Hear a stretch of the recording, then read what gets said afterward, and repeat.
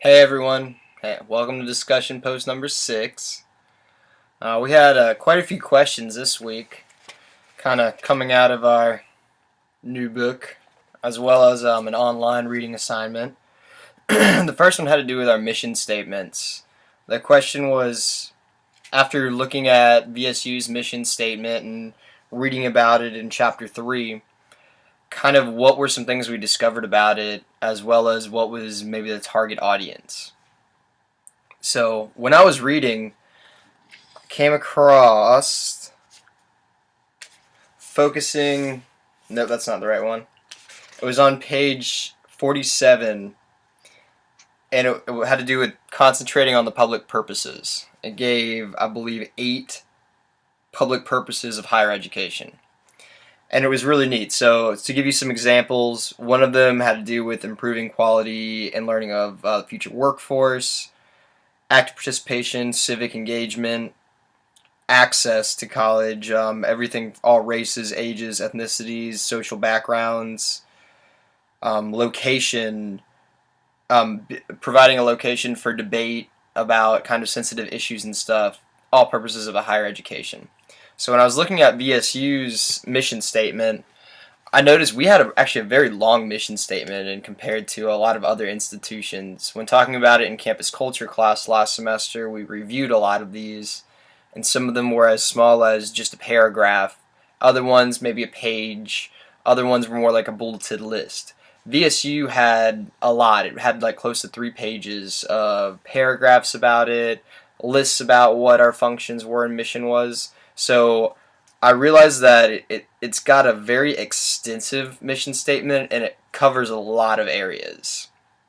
Some of the ones that talking about this list, what I saw on there that they were trying to hit on was they wanted to provide regional needs as well as beyond.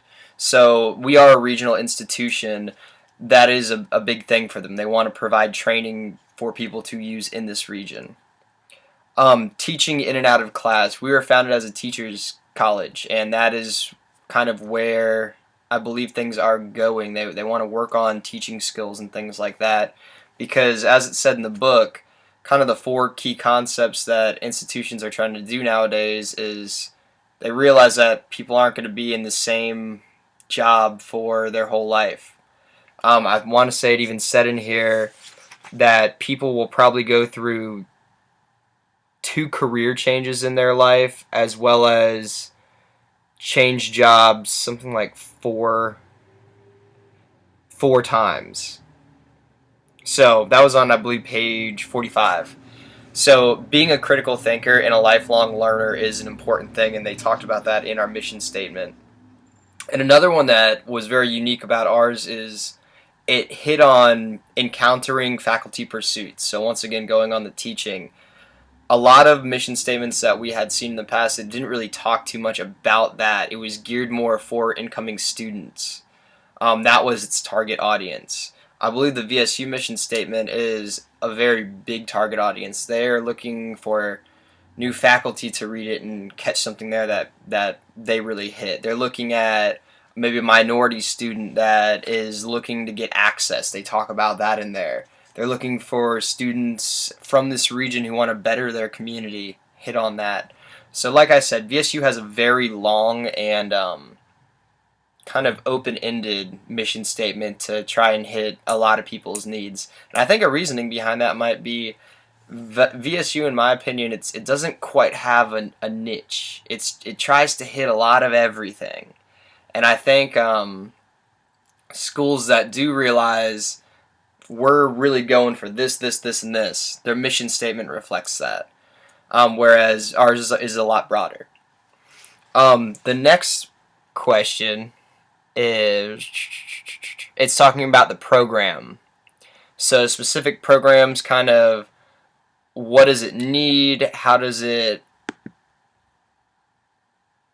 program, what does it fulfill for the institution, things of that nature. And I'll actually continue on to the next question where it talks about what are economical impacts and values of the program that I'm going to discuss.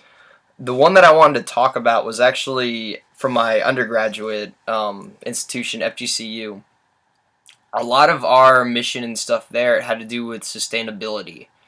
That was one of the pillars that it was built on. And my particular program was environmental studies. And it was a program kind of housed underneath the biology department. So in it, though, it was a very broad, not a broad program, but it hit a lot of different areas.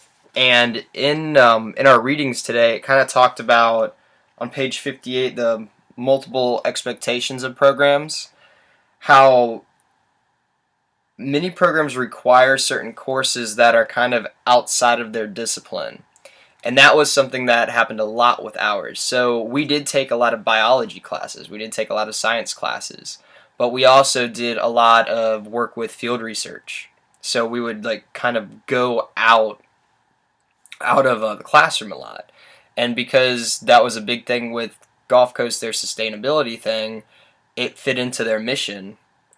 And running on that too, we had a lot of kind of ethics classes. We had civic engagement type classes because they wanted us to learn how to work with the community in the environmental aspect as well as the science side of it.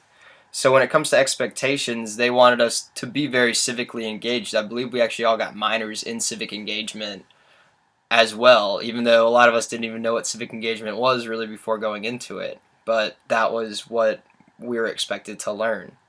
When it came to the funding and economic impacts, I think having the environmental program helped FGCU back the money that they wanted to spend and then make on green energy projects. For instance, they built a big giant solar field on our campus, and we got a portion of our electricity from it.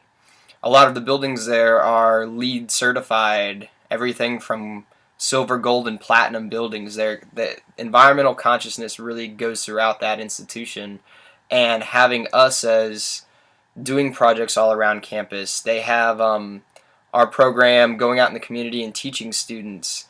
It backs that up, and it kind of makes it makes students that aren't quite as environmentally conscious, we help teach that type thing. I don't know, it's kind of hard to explain, but I believe the environmental impacts, economic impacts, excuse me, we kind of built revenue a lot of times for the institution by doing these programs and funding these trips and stuff that we would do, and it looked good. It built our program and it made the university look good. So I hope I answered the questions. I was a little bit confused by them this week, but I really tried to hit on them. Really interesting chapters this week, and yeah, I hope everyone has a spectacular weekend. Good luck with, I think we have a big project coming up due on like the 13th or something, so don't wait too long on it. And yeah, have a great one. Bye.